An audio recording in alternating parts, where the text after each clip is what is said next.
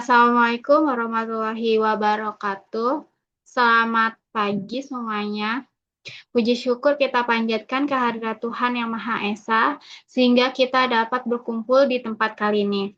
Perkenalkan, kami dari kelompok 6 yang beranggotakan Anissa Fitriana, Fernandela Situmorang, dan Arliza Putri Najwa yang akan mempresentasikan materi berjudul Tim Multikultural dan Kolaborasi Global pada Studi Kasus Ekspor-Impor PT Indofood Sukses Makmur Tbk atau Indomie pada mata kuliah Komunikasi Lintas Budaya dengan dosen pengampu Dr. Rianti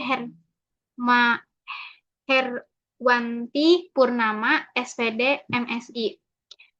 Melalui presentasi ini, kami akan membahas bagaimana Indomie dapat berkembang di pasar internasional melalui kerjasama tim yang multikultural, strategi bisnis global dan lokal, serta pentingnya komunikasi lintas budaya dalam menghadapi tantangan global. Semoga pemaparan kami dapat menambah wawasan teman-teman sekalian dan memberikan manfaat untuk kita semua.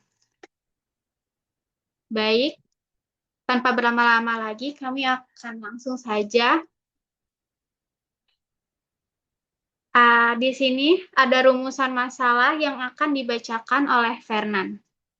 Sebentar, Fer.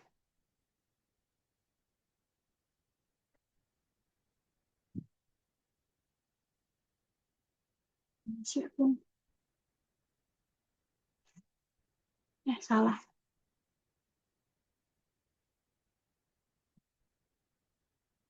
Baik, untuk Fernan, waktu dan tempat disilakan. Terima kasih, Nisa. Saya akan membacakan rumusan masalah. Poin 1, bagaimana gambaran umum PT Indofood Sukses Makmur Tbk dan posisi Indomie dalam ekspor-impor global. Yaitu pembahasan ini bertujuan untuk memberikan pemahaman mengenai profil perusahaan, perkembangan bisnis, serta kontribusi Indomie sebagai salah satu produk Indonesia di pasar global. Yang poin kedua, apa karakteristik lingkungan bisnis global dan lokal yang mempengaruhi strategi ekspor Indomie, yaitu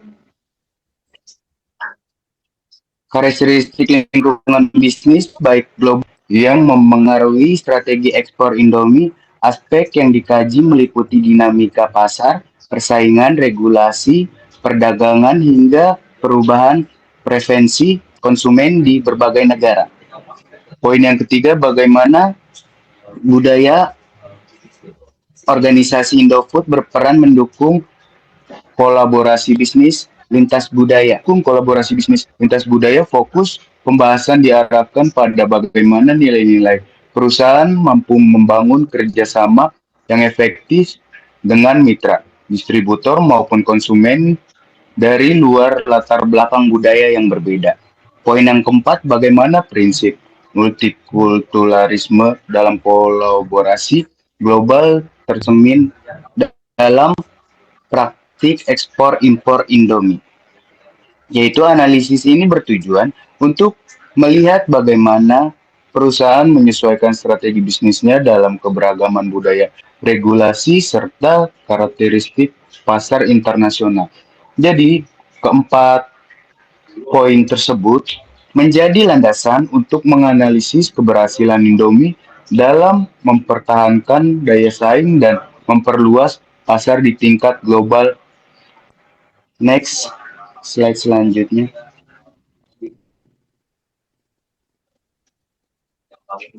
Saya akan membacakan latar belakang PT Indomie. Globalisasi telah mengubah pola persaingan bisnis secara signifikan. Aktivitas produksi, distribusi, dan pemasaran tidak lagi terbatas pada pasar domestik, melainkan telah berkembang menjadi bagian dari jaringan perdagangan internasional yang melibatkan berbagai negara dan budaya. Dalam kondisi tersebut, perusahaan dituntut untuk memahami bahwa setiap negara Tujuan ekspor memiliki karakteristik yang berbeda, baik dari sisi preferensi konsumen, nilai budaya, kebiasaan konsumsi, maupun regulasi yang berlaku. Perbedaan tersebut menjadi faktor penting yang harus dipertimbangkan dalam penyusunan strategi bisnis internasional. Kurangnya pemahaman tersebut, budaya lokal sering kali menjadi salah satu penyebab ekspansi ke pasar global. Oleh karena itu, kemampuan beradaptasi terhadap keberagaman budaya merupakan salah satu faktor yang menentukan keberhasilan suatu perusahaan di pasar internasional. Dalam konteks ini, Indomie merupakan contoh perusahaan yang berhasil menerapkan strategi tersebut. Produk Indomie telah dipasarkan di lebih dari 60 negara, yang menunjukkan kemampuan perusahaan dalam penyesuaian produk, strategi pemasaran, serta membangun kolaborasi dengan berbagai pihak di lingkungan bisnis internasional. Jadi, ke poin 4 tersebut, berdasarkan konsep tersebut, penelitian ini dilakukan untuk menganalisis bagaimana PT Indofood Sukses Makmur Tbk mengelola keberagaman budaya dan menerapkan kolaborasi global sebagai bagian dari strategi ekspor impor yang berkelanjutan. Terima kasih. Selanjutnya ada profil perusahaan dari PT Indofood Sukses Makmur Tbk, yang dimana pada tahun 1972 Indomie diperkenalkan sebagai produk mie instan. Lalu pada tahun 1990 sebelum menjadi PT Indofood Sukses Makmur Tbk, PT tersebut dinamai jadi PT Pangajaya Inti Kusuma. Barulah diresmikan jadi PT Indofood Sukses Makmur Tbk pada tahun 1994. Hingga pada saat ini PT Indofood Sukses Makmur Tbk mendistribusikan ke 100 lebih negara di 5 benua, yang diantaranya benua Asia, Afrika, Timur Tengah, Eropa, dan Amerika. Hingga kombinasi pada standarisasi kualitas produksi dan strategi harga menjadi kompetitif, sehingga produk tetap terjangkau meskipun melewati rantai pemasok internasional yang panjang.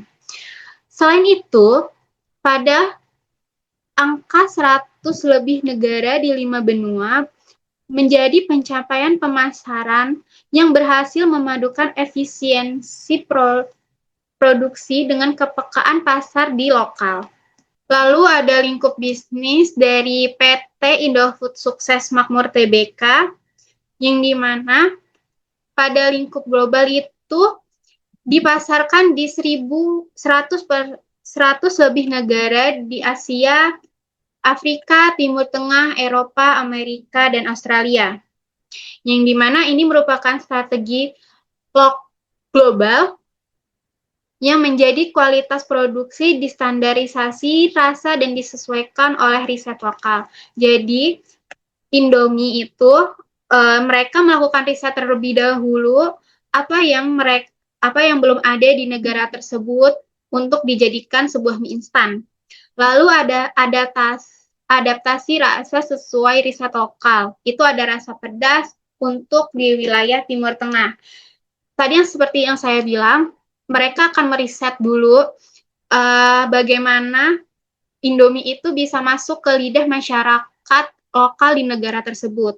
Lalu, Indomie memfasilitasi produksi di berbagai negara untuk mengefisiensi produksi.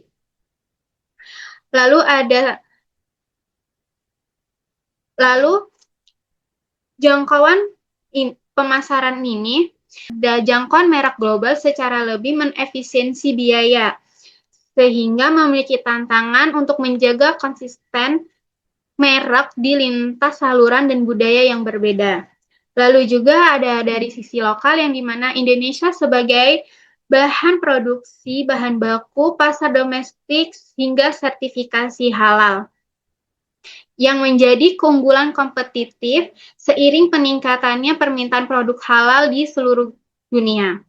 Lalu ada distribusi penjangkauan pasar tradisional. Itu seperti minimarket, supermarket, hingga e-commerce. Jadi teman-teman bisa membeli Indomie di platform atau e-commerce, lalu dari minimarket, lalu ada di supermarket. Lalu ada kemitraan erat pemasok domestik dan memperkuat rantai pasokan nasional.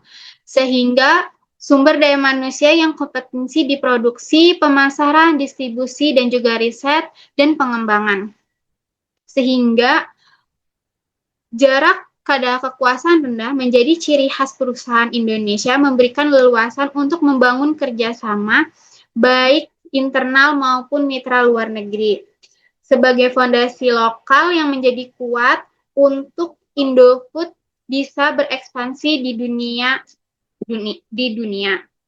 Selanjutnya ada studi kasus dan kesimpulan yang akan dibacakan oleh Najwa. Baik, terima kasih Anissa. Saya di sini akan menjelaskan studi kasus adaptasi Indomie di pasar Ghana. Jadi sebelum memasuki pasar Ghana, Indomie melakukan riset untuk memahami karakteristik konsumen lokal.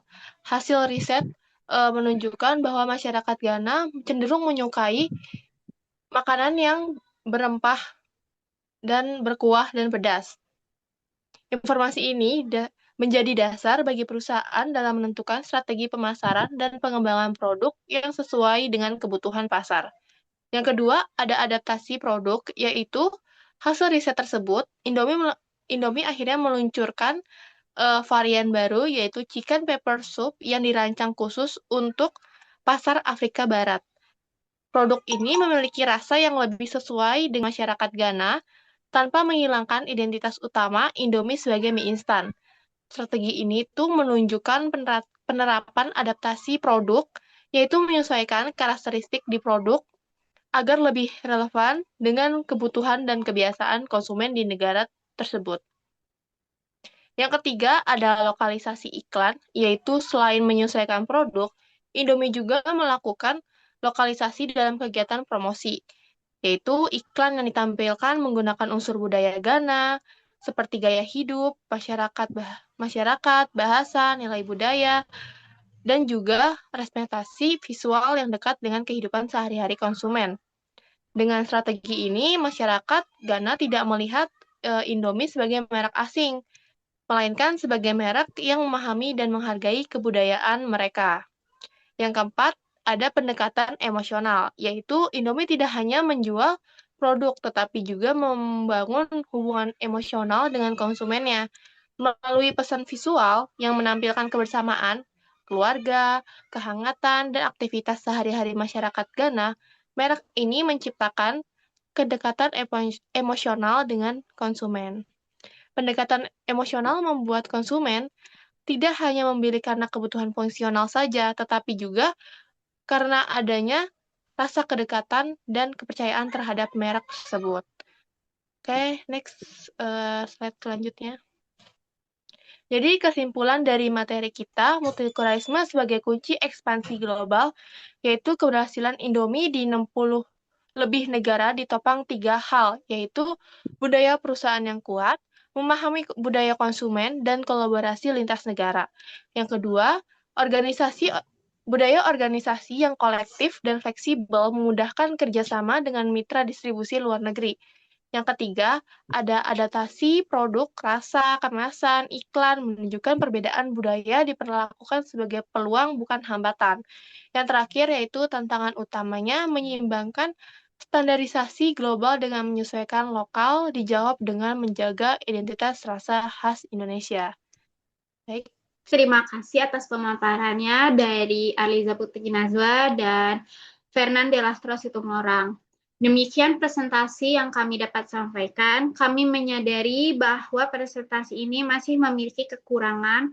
Oleh karena itu, kami sangat mengharapkan kritik serta saran maupun pertanyaan yang membangun agar kami dapat belajar dan dapat memperbaiki. Terima kasih atas perhatiannya teman-teman dan Ibu Yanti sekalian. Wassalamualaikum warahmatullahi wabarakatuh.